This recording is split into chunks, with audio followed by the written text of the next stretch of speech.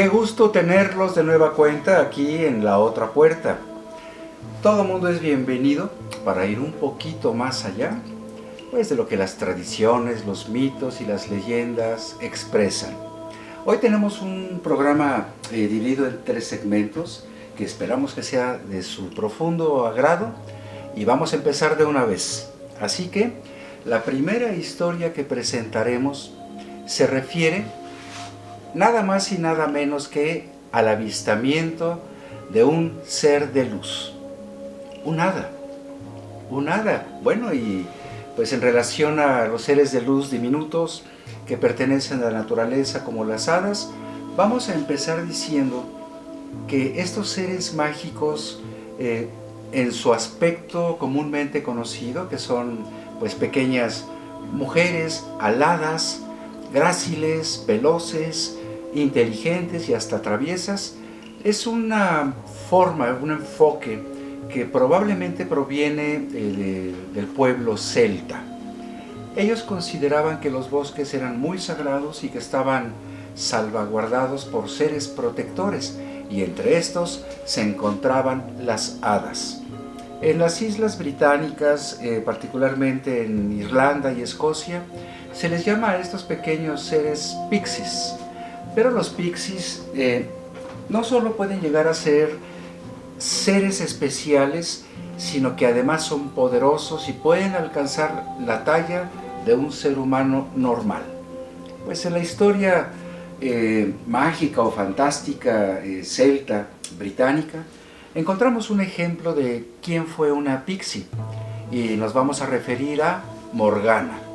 Morgana, justamente quien tenía un vínculo sentimental muy profundo con Merlín el mago, se dice que era una pixie que tenía poderes y que los utilizaba para bien o para mal. Eso ya era una decisión y elección de cada ser pixiano, pero pues retornando a lo que son las hadas, también aparecen en otras tradiciones como la egipcia, la maya, la nahua, seres luminosos que aparecen en las barrancas, en los vergeles, donde hay nacimientos de agua. Pero bueno, esto se menciona para aterrizar con el video que les vamos a presentar de una manifestación de un pequeño ser de luz llamado hada en un parque del sur de la Ciudad de México, cuya ubicación nos veremos obligados a revelar por medio de un acertijo que al final del video les daremos a conocer. Esto para salvaguardar un tanto la quietud de ese parque, para que esa tranquilidad no sea violentada con pues personas curiosas, cazadoras de imágenes fantásticas, lo cual es algo muy grato, pero recordar que son manifestaciones eventuales y que se conectan con el nivel de vibración de alta calidad en el pensar y actuar humano. Así que sin más ni más, vayamos a ver este video, observen y escuchen. Como si fuera una mariposa, pero no se ve, si con los ojos no la ves. La cámara la está captando, ya la viste. O sea, si la ves fuera del cel, no se ve. ¿Y cómo la encontraste? Porque estaba tomando una foto hacia las palmeras me dijo, y de repente le digo, mira, y le ven. digo, sí, es la lámpara. Y me dice, es una lámpara. Le digo, no, porque yo no muevo el Abajo. celular y esa lucecita sí se está Mira. moviendo y yo no muevo el celular, ¿ya viste? Y entonces de repente se acerca, a ver si muevo un poco, ve. Pero ahí ya no muevo. ¿Ya viste cómo se está moviendo? Sí. Ve eso. ¿Pero qué crees? Que Este acá en lugar mi es cel azul. no sale. ¿En tu cel no? No. ¿Y por qué en el mío sí? Es un mensaje para ti. Aquí Sí, hay nada. seres mágicos, por eso yo estoy aquí. ¿Real? ¿Ve? ¡Qué bonito! Y después ¿Y puedes... es donde se está sacando? Y ya, o sea, ve, ahorita está ahí, arriba de la banca, velo. Pon arriba de la banca. Pongo ahí, pero ellas andan- ¿No se ve de tu cel? No, ya se me dio nervios. No, son seres de luz, son seres maravillosos. Son seres A ver, voltea naturales. tu cámara, voltea tu celular en forma horizontal. Sí, bueno, tú lo estás viendo. Ajá. Sí, son energías muy elevadas y naturales. Y son buenas, no son malas. Bueno, ¿qué les pareció? ¿Qué opinan? O sea, escucharon los comentarios, vieron que era luz de día, en un lugar muy tranquilo, donde por cierto la meditación y los trabajos espirituales son muy convenientes por esa tranquilidad. Ahora, tal y como les dije, por medio de un acertijo solo se me permite revelar ese lugar, y yo les diría que es a 120 metros al este del Ahuehuete, que creció sobre el tempo de Huitzilopochtli, cerca del río Churubusco, cerca de un crucero con la antigua calzada de Tlahuayan. Esa es la manera en que les podemos decir en dónde se encuentra este parque en el sur de la Ciudad de México. Y bueno, pues esperemos que les haya gustado mucho el avistamiento de este pequeño ser de luz. Y nosotros en realidad no pretendemos establecer juicios de si son veraces o no lo son. Simplemente transmitimos todo lo que se dice, lo que se preserva y lo que acontece. Pero he de decir que su servidor estuvo presente en esa manifestación. Por eso nos atrevemos a compartirla con ustedes en espera de la mejor de las opiniones. Pasemos ahora al segundo segmento para mencionar una leyenda del estado de Campeche, una leyenda dramática, una leyenda maya titulada El Enano Negro, Vox Unix. Ese es el nombre del Enano Negro, que era pues un personaje que vivió en la ciudad de Becán, en el estado de Campeche, y que a pesar de ser un ser humano maltrecho, de mal aspecto, de piel muy oscura, de un andar grotesco y de un carácter dominante, era una persona muy trabajadora y había logrado amasar cierta fortuna, e incluso tenía a su servicio sirvientes que le atendían en todo lo que él requería. Bueno, pues la ciudad de Becán es una ciudad monumental, es una ciudad mágica realmente, está amurallada. Para ingresar hay que cruzar un túnel que relatamos en uno de los programas anteriores cuando compartimos el tema de los aluches. Pero bueno, lo cierto es que en aquel tiempo Becán era un lugar muy próspero, era poderoso. Becán de hecho significa el centro de la serpiente, es un poder mágico y sobrenatural. Y en esa dinámica social maya de aquel entonces, Vox Unix comercializaba y dominaba muchas de las actividades que tenían que ver con negocios.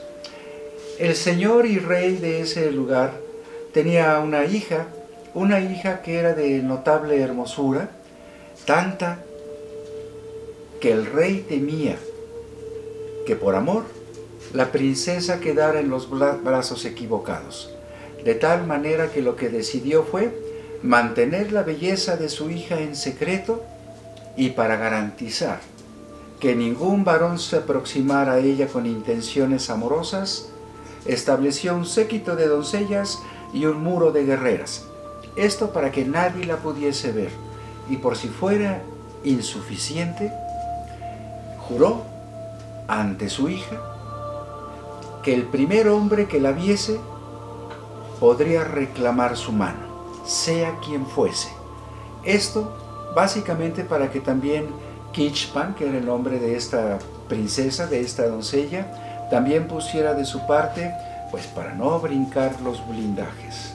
Lo cierto que Vox Unix, el enano negro, al que todos veían con cierto recelo porque además era soberbio, se sentía muy solo, y en cierta ocasión, en la oscura selva, donde los caminos selváticos vaporean debajo de la hermosa luna luminosa cuando está llena, la soledad asaltó el corazón de Vox Unix, y en medio de esa amargura escuchó chapoteos en el arroyo. Prontamente se asomó, que era justamente a un costado del cenote, cuando vio que se estaba bañando la princesa Quichpan. Las doncellas ni las guerreras se habían percatado por la oscuridad de la noche y el tono de su piel que el enano negro estaba contemplando a la princesa, y en su mente de inmediato surgió la promesa del señor, del rey de ese lugar, de conceder la mano al primer hombre que la viese. Y así lo hizo. Pero antes de tomar la decisión de ir a hacer el reclamo que correspondía, 2 noches se la pasó pensando en la manera de proceder para no desatar cuestiones opuestas, dado que su inteligencia no le alcanzaba a imaginar qué sucedería una vez que esa doncella fuese su esposa. De tal manera que fue a pedir consejo entonces a un brujo oscuro, un brujo que conocía todas las argucias y sortilegios para manejar las mentes, y a cambio de un tesoro, el brujo concedió la factibilidad para que el rey pudiese cumplir con su palabra, de tal manera que Vox-Unix, el enano negro, ordenó a sus esclavos llevar a cuestas tesoros a la cueva donde habitaba aquel siniestro brujo. Y una vez que fue entregada la reliquia, el brujo comenzó a proceder, emitiendo sonidos en esa caverna que parecían lamentos. Enunció las poderosas palabras para que el rey obedeciera su designio. Y así fue. Marcada la fecha, Vox-Unix fue a reclamar la mano de la mujer, y el rey, una vez que había levantado esa promesa, no se desentendió de ella, así que concedió la mano de su hija a Vox-Unix, el enano negro. Esa misma noche, la princesa corrió a brazos de su padre para pedirle retraerse de ese compromiso, y una vez que el padre la tuvo abrazada, le atravesó el corazón con un puñal, de tal manera que su hija cayó sin vida literalmente en medio de la tristeza de este rey, que se autodesterró, que se perdió en la selva, y ahí inició la decadencia y caída de Bekan.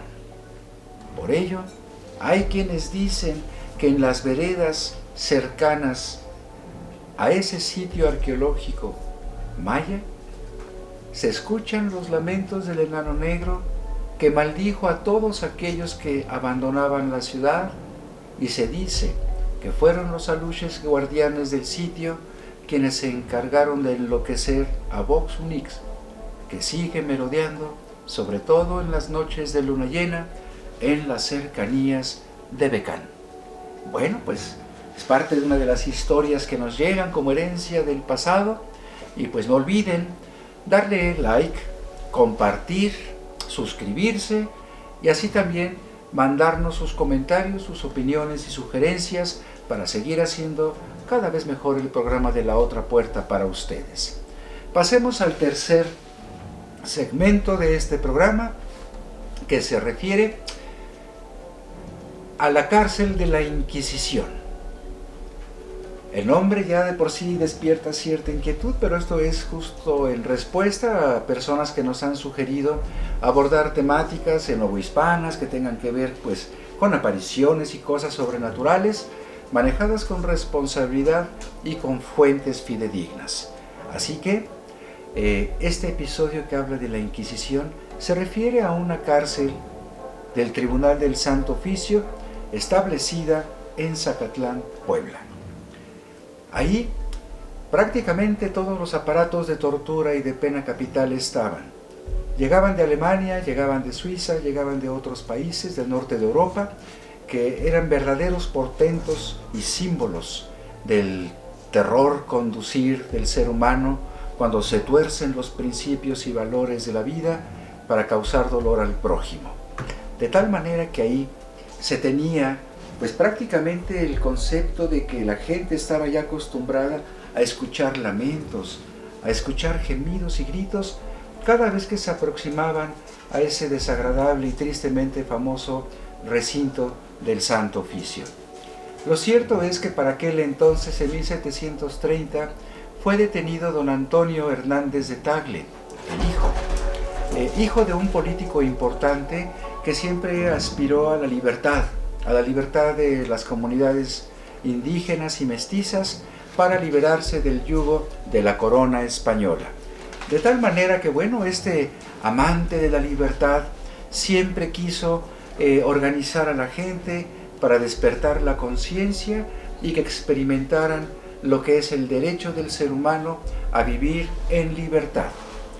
Organizó, pero no faltó alguien que lo delató, por temor a todas las represalias y las crueles injusticias que cometía ese tribunal, ya que era famoso porque tanto judíos, chamanes, curanderos, herbolarios, astrólogos, hasta prestidigitadores y cualquier persona que era denunciada por algún vecino, algún pariente, eran detenidas. Y en esa cárcel era muy dinámica la presencia de los alguaciles que entraban y salían con o sin personas. También eran frecuentes los ataúdes hechos justamente para las víctimas de esas terribles pues, injusticias. Lo cierto es que este joven fue detenido, fue torturado y después enviado a la capital novohispana. Ahí pues prácticamente los jurados lo sentenciaron a morir por la horca por rebelión y alta traición al rey de España. Y justo así se hizo. Se regresó a Zacatlán de las Manzanas, en el estado de Puebla, y ahí fue ejecutado. Fue ejecutado y pasaron los años. Cuando el Santo Oficio se retiró de Zacatlán, ese lugar se transformó pues, en un centro educativo después de mucho olvido, y no fue sino hasta después cuando quedó en el abandono, y se dice que ahí a menudo aparece una flama con un rostro humano, y se ha dicho que ese rostro humano es justamente de ese hijo, de ese político, de don Antonio Hernández de Tagle, que sigue recordando a los habitantes de Zacatlán que la libertad es una promesa, y si esta es espiritual, esa poderosa fuerza hará que el Zacatlán siga siendo un lugar próspero, profundamente espiritual, y un lugar con energía mágica. Y hablaremos más adelante de lugares muy cercanos como Chignahuapan y las barrancas, las fábricas de campanas que en ese lugar se da. Y bueno, pues por lo pronto nosotros nos despedimos de ustedes esperando que hayan disfrutado estas 3 historias, y no olviden que la próxima nos veremos un poco más allá de la otra puerta. Hasta entonces.